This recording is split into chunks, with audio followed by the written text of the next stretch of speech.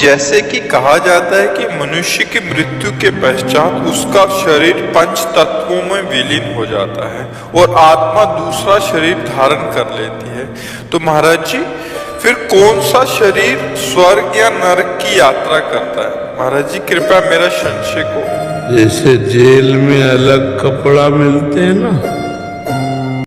राधे राधे भक्तों, श्री परम पूज्य श्री प्रेमानंद जी महाराज जी के दिव्य वचन व सत्संग को सुनने के लिए हमारे चैनल को सब्सक्राइब करें और कमेंट में राधे राधे जरूर लिखें।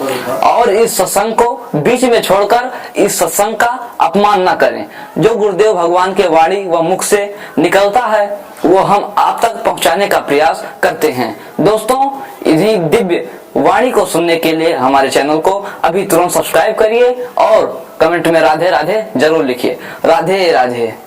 ऐसे स्वर्ग लोक का भोग भोगने के लिए देव शरीर मिलता है और नरक का भोग भोगने के लिए यातना देह मिलता है। जैसे स्थूल शरीर है यही छूट जाता है, सूक्ष्म शरीर, कारण शरीर और आत्मा, समझ रहे हो? ये तीनों अगर भोग भोगना नरक का तो यातना देह भर केवल मिलता है। जैसे स्थूल देह तो छूटा है तो ठीक स्थूल देह की तरह यातना देह मिलेगा, पर उसमें मृत्यु नहीं होगी, उसमें मारा जाएगा, जलाया जाएगा, पर मरेगा नहीं। यातना देह में मरेगा नहीं। और देव शरीर में नाना प्रकार की अप्सराएं और नाना प्रकार के सुख भोग, उसे देव शरीर प्राप्त होगा।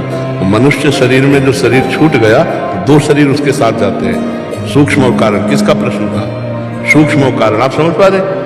हाँ, तब उस यातना देह मिलता है नरक में और देव देह मिलता है स्वर्ग आदि के लिए। और भगवान में पहुंचने के लिए फिर भगवत देह मिलता है। गीध देह तज धरि हरि रूपा, भगवान का रूप धारण करके भगवान के धाम में जाया जाता है।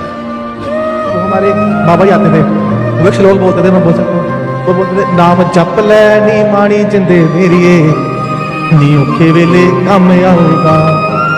नाम जपे दुख कट जाने तेरे, औखे वेले काम आऊगा। बट उस टाइम हम नहीं समझ सके।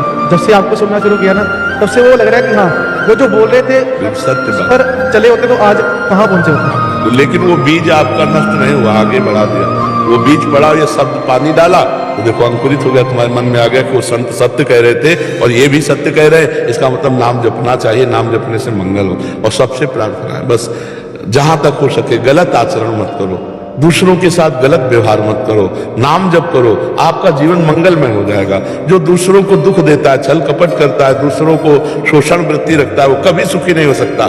आज भले सुखी दिखाई दे, कल देख लेना उसकी दुर्दशा हो जाएगी। हमने बड़े बड़ों को देखा है इस अवस्था में, जब भ्रमण किए तो बड़े बड़ों को देखा है, खाने को नहीं मिला, नष्ट भ्रष्ट हो गए। अरे औरों की छोड़ो, चलत दशानन डोलत अवनी। जब रावण चलता था तो पृथ्वी कांपती थी। जिस लोक में जाकर भुजा बजा देता खाली हो जाते लोक के लोग, लोकपाल भयभीत होते। उसी रावण की खोपड़ी को फुटबॉल की तरह जैसे बंदर मारते, इधर से उधर, उधर से उधर। तब मंदोदरी कह रही थी, राम विमुख हस हाल तुम्हारा, रहा न कोकुल रोवन। तो अधर्मी बहुत दिन तक झंडा नहीं झूमता है, फिर इसके बाद फेल हो जाता, फ्यूज हो जाता है आयुधल की तरह। इसलिए गंदे आचरण का त्याग करके नाम जप करो और हो सके तो किसी को सुख पहुंचा दो, किसी भूखे को भोजन दे दो, बीमार को औषधि दे दो, नहीं है तो शरीर का सहयोग कर दो किसी को। परोपकार जैसा कोई धर्म नहीं, परहित सरिस धर्म नहीं।